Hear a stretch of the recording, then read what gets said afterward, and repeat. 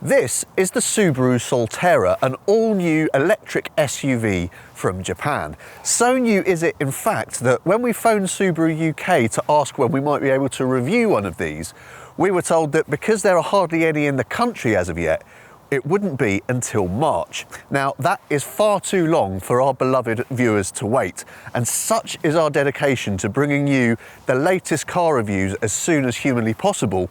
We tracked down one of the very first dealer demonstrators in the UK.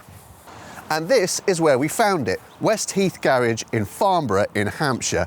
Massive thanks to them, link to their website in the description, and if you're after a Subaru in London or the southeast, these are the guys to come and see, and if you do, tell them we sent you and they will take extra special care of you. Anyway, back to the Solterra, and it is a big old thing that shares most of its mechanical underpinnings with the snappily named Toyota BZ4X.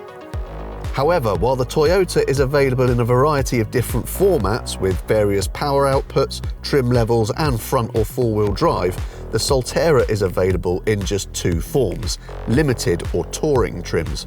Aside from slightly different standard equipment levels, both of which are very extensive by the way, both cars get the same twin-motor four-wheel drive setup typical of Subaru, which delivers 215 brake horsepower and an official range of between 257 and 289 miles.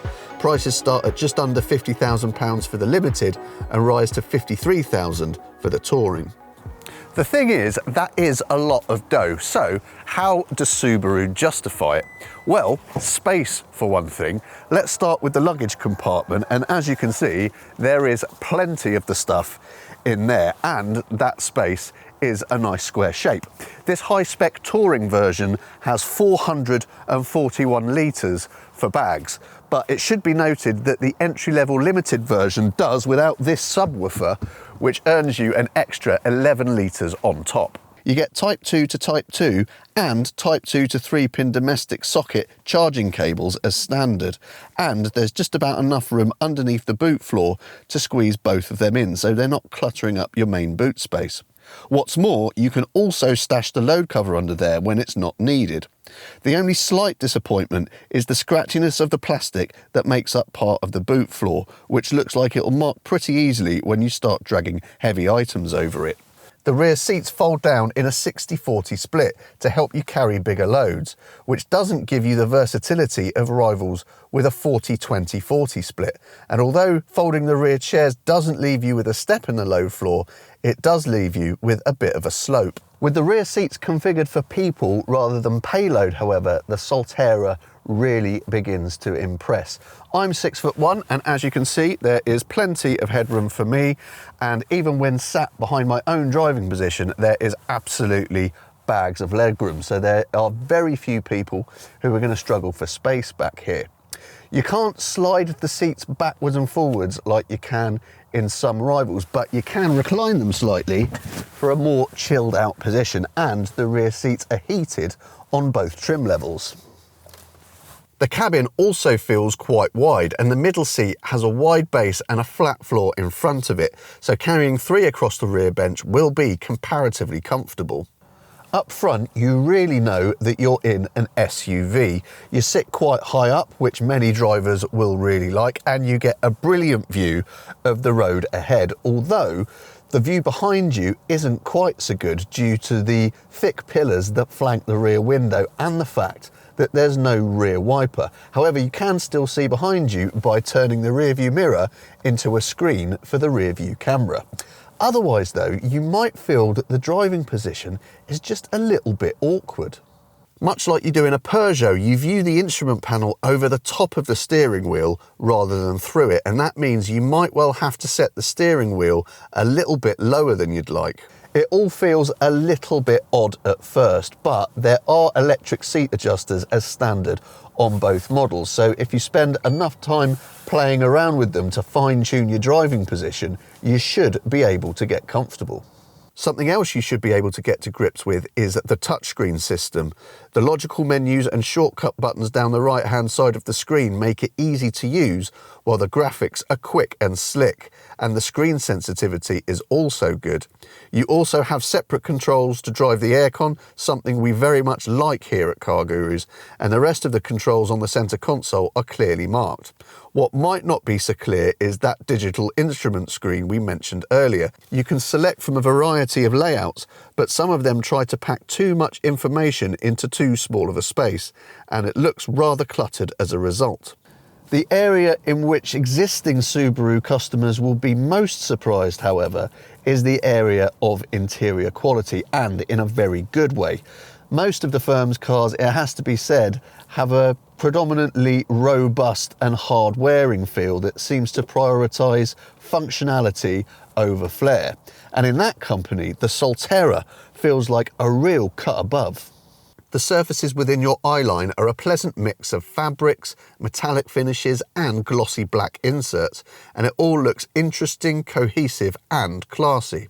There are harder, scratchier plastics, but these are tucked away where you can't see them, so the premium feeling isn't betrayed. In fact, those scratchy plastic panels in the boot that we mentioned earlier are about the only place where the feeling of quality isn't maintained.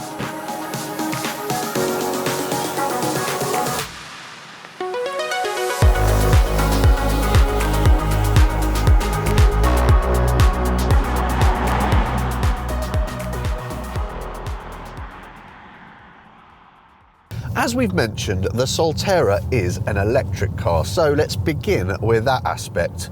You've got two electric motors, one on the front axle, one on the rear axle to give you your four-wheel drive, and they combine to give 215 brake horsepower and allow the car to sprint from 0 to 62 in 6.9 seconds. Now, both of those numbers are bordering on hot hatch territory, but that's certainly not the character that the Solterra communicates. That's largely because of the slightly lazy throttle responses. Push the right-hand pedal and there's a strange delay of about half a second or so before the car responds. Now, when that happens in most cars, it's usually the fault of the gearbox, but we know that's not the case in the Solterra because it hasn't got one. Like most EVs, it's a single gear arrangement. That on its own means the pickup doesn't feel as urgent as it might, but once the Solterra does finally wake up and get going, the acceleration you feel is strong, smooth, linear and uninterrupted. Your progress is also nice and quiet. Many EVs these days synthesize an overly theatrical whoosh or wail as you put your foot down, but refreshingly, there is none of that in the Solterra, choosing instead to adopt a more serene, sophisticated approach. There is a little bit of road noise as you get up to motorway speeds, but importantly, it's not enough to ruin the calm. Big SUVs like this usually concentrate their dynamic efforts on providing a comfortable ride, and such is the case here. There's a slightly firm edge at low urban speeds, but otherwise, things stay impressively composed and forgiving. That comfort means that it's all the more forgiving that the Solterra isn't exactly the sharpest handling car that you'll ever drive. It feels tall and heavy, largely because it is at upwards of 2 tons. So fast direction changes aren't really its forte. But despite feeling a little bit clumsy in a set of bends, it does at least feel stable and secure, not least because of the grip and the traction you get from that four-wheel drive system. There's a touch of clumsiness in a couple of other areas too. The steering is fairly quick, but its initial responses are a little bit leisurely, and you get a slightly rubbery, synthetic feel through the wheel. Like most EVs and plug-in hybrids, the Solterra does feel very heavy on the brakes, so you do have to give the pedal a good old shove to get the car to pull up. You can get round that to a certain extent by dialing up the regenerative braking, which you can do either with these paddles on the steering wheel or by hitting this button here to dial it up to the max. But whatever you do, it never really gets strong enough to deliver the one-pedal driving experience that many other EVs give you. One more slightly odd thing on that subject. The paddles are marked plus and minus, but to increase the level of regen, you pull the minus paddle. It's not a problem, it's just a bit weird.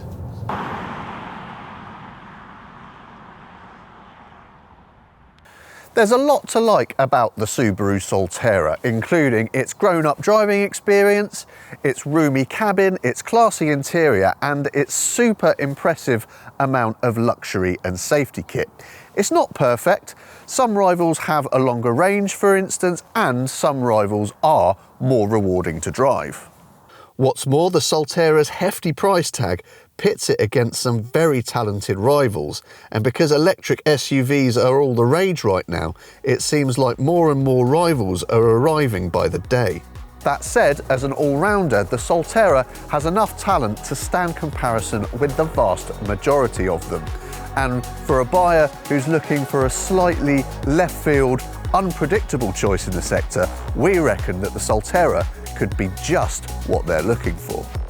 So, is the Solterra exactly what the next generation of Subaru should be? Tell us what you think in the comments, and don't forget to like the video and subscribe to the CarGurus UK YouTube channel. And if you're currently searching for your next car, visit cargurus.co.uk to find it.